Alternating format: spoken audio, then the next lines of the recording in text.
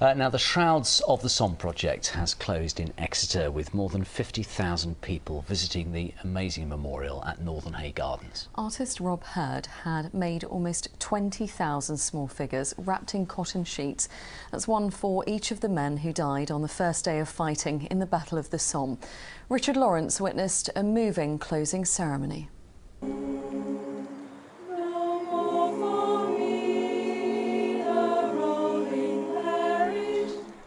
It is such an extraordinary sight, the carpet of carefully placed calico-clad figures, an exhibit that doesn't need to capture the chaos of the battlefield, but reflects the scale of the carnage in such a powerful way for everyone here, young and old.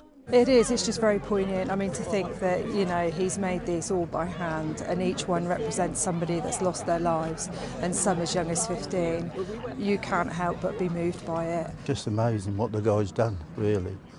You know, to remember all the guys that died out there on the first day. So, yeah, it's fantastic. It's just, you know, how many people it was. We were thinking if they were 6 foot long, how much space you need in town.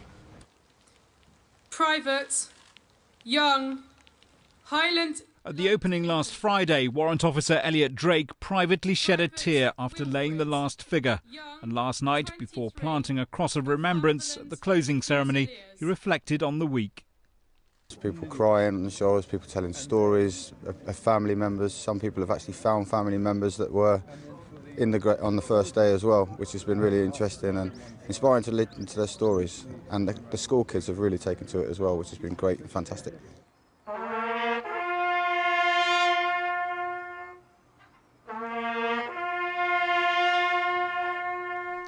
The figures were the result of the tireless handiwork of just one Somerset artist, Rob Hurd, who simply felt the need to show the enormity of the losses in the first few hours that were just a fraction of the fallen in the infamous battle that lasted for months. The emotion that the people have felt in this park, I almost feel has physically changed, you know, what these things are.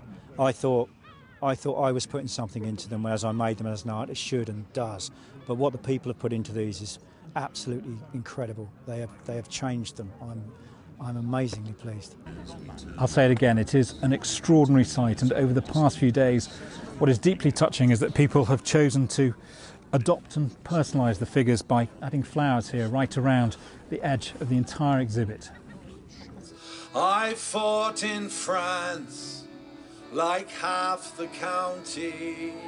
It was a conversation after a gig on Exmoor with folk singer Steve Knightley that led to the staging in the garden here. He'd been singing The Gamekeeper, a tribute to a World War I soldier, a song which last night closed proceedings. I came close to cracking up a bit, to be honest. When I wrote it, I didn't realise my grandfather was in the Devonshire Regiment and at the Somme. And to sing it then, in front of all those people at this ceremony after the last post, was a tough one. Today, the site has been cleared. The ghostly imprints of a lost generation remain, but will soon fade. Gone, but not forgotten. Richard Lawrence, ITV News. It's so powerful, isn't it, to see them all together like that? Yes, and the great thing is they are hoping that they may well take that on tour across the wider West Country, so if you couldn't get to Exeter to see it, there is a chance that it may well be coming to your part of the West Country soon, which would be incredible. Yeah, let's hope so.